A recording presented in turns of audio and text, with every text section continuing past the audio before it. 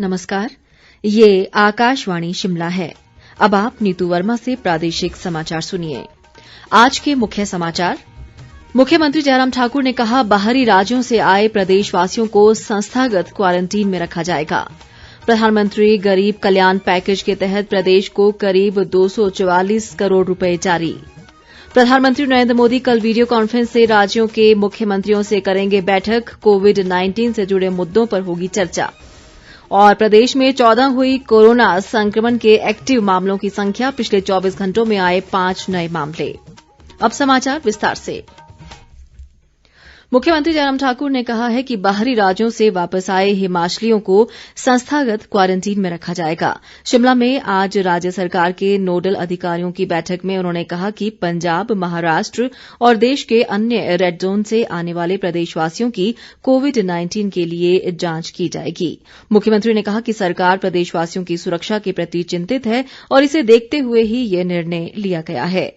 उन्होंने जानकारी दी कि देश के विभिन्न राज्यों से राज्य के 52,763 लोगों ने ई पास के लिए आवेदन किया है। इसी तरह हिमाचल में फंसे देश के विभिन्न राज्यों के करीब 63,000 लोग भी अपने राज्यों को वापस जाना चाहते हैं। जयराम ठाकुर ने कहा कि श्रमिकों को प्रदेश में ही रहने के लिए प्रेरित किया जाना चाहिए ताकि विकास परियोजनाएं प्रभावित न हो सकें। इस बीच आज जारी एक वीडियो संदेश में मुख्यमंत्री ने होम क्वारंटीन में रह रहे लोगों से नियमों का सख्ती से पालन करने का आग्रह किया है। उन्होंने कहा कि कोरोना संक्रमण को फैलने से रोकने के लिए सभी का सहयोग जरूरी है।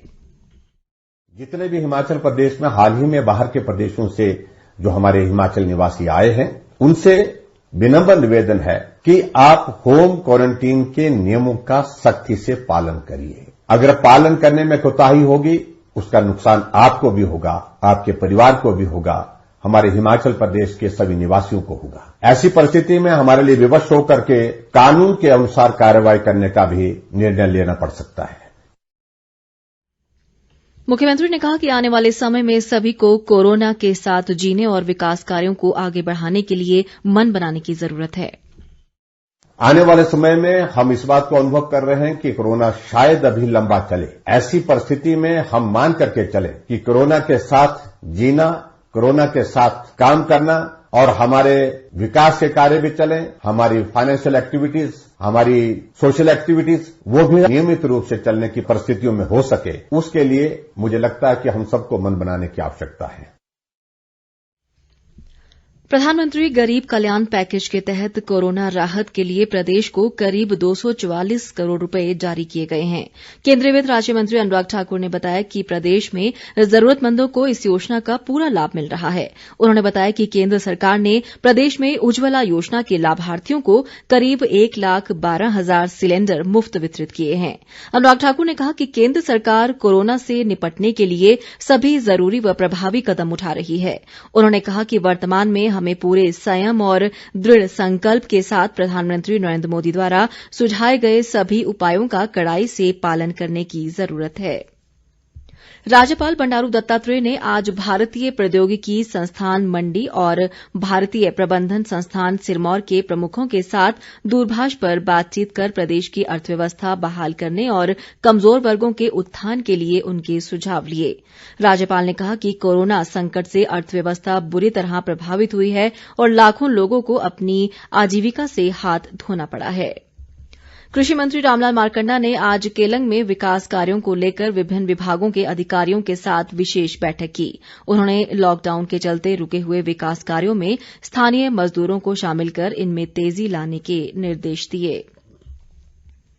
वन मंत्री गोविंद ठाकुर ने कहा है कि लॉकडाउन के चलते बाहरी राज्यों में फंसे करीब 92,000 लोगों को प्रदेश में वापस लाया गया है। कुल्लू भाजपा द्वारा आयोजित वीडियो कॉन्फ्रेंसिंग में उन्होंने कहा कि जिले में पर्यटन निगम के मनाली स्थित होटल, पर्वतारोहण संस्थान, वैष्णो माता मंदिर कुल्लू और गुरुद्वारा साहिब को क्वारंटीन सेंटर बनाया गया है। गोविंद ठाकुर ने बताया कि मुख्यमंत्री के निर्देश पर मनरेगा कार्यों की शुरूआत हुई है, जिसमें प्रदेश में करीब 1,84,000 मजदूरों को रोजगार मिला है। ग्रामीण विकास मंत्री वीरेन्द्र कंवर ने आज ऊना मंदली राष्ट्रीय उच्च मार्ग के निर्माण कार्य का निरीक्षण किया। उन्होंने कहा कि इस उच्च मार्ग पर आधुनिक शौचालय और रेन शेल्टर बनाए जाएंगे। उन्होंने अधिकारियों को सड़क के निर्माण में उच्च गुणवत्ता के मापदंड अपनाने और गुणवत्ता के साथ कोई समझौता न करने के निर्देश दिए। उन्होंने कहा कि निर्माण कार्य में लगे मजदूरों को कोविड दिशा निर्देशों का पालन करना जरूरी है। प्रधानमंत्री नरेन्द्र मोदी वीडियो कॉन्फ्रेंसिंग के माध्यम से कल दोपहर राज्यों के मुख्यमंत्रियों से बातचीत करेंगे। देशव्यापी लॉकडाउन के बाद इस तरह की ये 5वीं बैठक होगी। इस दौरान प्रधानमंत्री लॉकडाउन को और आसान बनाने के फैसले सहित कोविड-19 से जुड़े मुद्दों पर चर्चा करेंगे। प्रदेश में कोरोना संक्रमण के मामले बढ़कर 55 हो गए हैं। स्वास्थ्य विभाग के अनुसार पिछले 24 घंटों के दौरान कोरोना के 5 नए मामले सामने आए हैं। बिलासपुर में आज 2 टैक्सी चालक की रिपोर्ट कोरोना पॉजिटिव आई है। इनमें से एक गुरुग्राम जबकि दूसरा अहमदाबाद से लौटे थे। इन लोगों को बिलासपुर बॉर्डर पर संस्थागत क्वारंटीन किया गया था। इसी तरह कांगड़ा जिले के शाहपुर में कोरोना संक्रमित व्यक्ति की बहन की भी रिपोर्ट पॉजिटिव आई है। इससे पूर्व कल देर रात कांगड़ा जिले के नगरोटा बगवां के गिन्ना गांव के एक युवक सहित हमीरपुर जिले के हटली गांव के एक व्यक्ति की रिपोर्ट भी कोरोना पॉजिटिव आई है। कुल मिलाकर प्रदेश में अब तक 35 मरीज उपचार के बाद ठीक हो चुके हैं और फिलहाल 14 संक्रमित लोगों का विभिन्न अस्पतालों में उपचार चल रहा है। हमीरपुर जिले में नादौन क्षेत्र के हटली में कोरोना पॉजिटिव मामला सामने आने के बाद क्षेत्र के 5 गांव को कंटेनमेंट जोन घोषित किया गया है। इनमें हटली, नुखेल, लहड़ा, खोरड़, बुढ़वी गांव शामिल हैं। उपायुक्त हरिकेश मीणा ने बताया कि इन क्षेत्रों में कर्फ्यू में किसी भी तरह की छूट नहीं दी जाएगी। उन्होंने कहा कि इलाके में करीब 3000 लोगों की स्क्रीनिंग के लिए प्रशासन विशेष अभियान चलाएगा। मुख्यमंत्री जयराम ठाकुर ने जम्मू कश्मीर के हंदवाड़ा में पिछले दिनों शहीद हुए कांगड़ा जिले के देहरा क्षेत्र के मेजर अनुज सूद के परिजनों से गहरी संवेदना जताई है। शहीद अनुज सूद के पिता ब्रिगेडियर सीके सूद को लिखे एक पत्र में मुख्यमंत्री ने कहा कि अनुज सूद एक सच्चे योद्धा थे और देश के लिए उनके शौर्य व बलिदान को हमेशा याद किया जाएगा। चंबा के उपायुक्त विवेक भाटिया ने जिला मुख्यालय के मुख्य बाजार का आज औचक निरीक्षण किया। उन्होंने कहा कि लॉकडाउन के कारण दी गई छूट की अवधि में सामाजिक दूरी सहित अन्य नियमों का पालन करना जरूरी है। उपायुक्त ने कहा कि चंबा मुख्य बाजार में आने वाले दिनों में पुलिस चेक पोस्ट में जन सूचना प्रणाली विकसित करने पर भी विचार किया जा रहा है। लॉकडाउन के दौरान कृषि विभाग शिमला जिले में खरीफ फसल के लिए उपदान पर 300 क्विंटल बीज का वितरण करेगा। विभाग के उपनिदेशक मोहिंदर सिंह ने बताया कि किसानों को 50% अनुदान पर बीज उपलब्ध करवाया जा रहा है। कोरोना संक्रमण के खतरे को देखते हुए प्रेस क्लब शिमला ने आज मीडिया कर्मियों को मास्क व सैनिटाइजर वितरित किए। स्वयंसेवी संस्था राजा ह्यूमन प्रोटेक्शन फाउंडेशन ने भी इस कार्य में सहयोग दिया।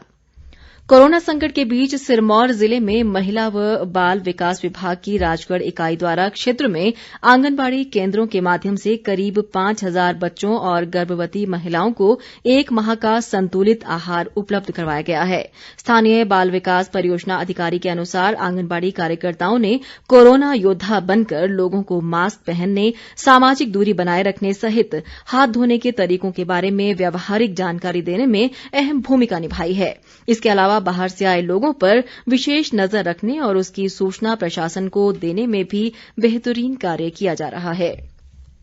अंत में मुख्य समाचार एक बार फिर। मुख्यमंत्री जयराम ठाकुर ने कहा, बाहरी राज्यों से आए प्रदेशवासियों को संस्थागत क्वारंटीन में रखा जाएगा। प्रधानमंत्री गरीब कल्याण पैकेज के तहत प्रदेश को करीब 244 करोड़ रुपए जारी। प्रधानमंत्री नरेन्द्र मोदी कल वीडियो कॉन्फ्रेंस से राज्यों के मुख्यमंत्रियों से करेंगे बैठक। कोविड-19 से जुड़े मुद्दों पर होगी चर्चा।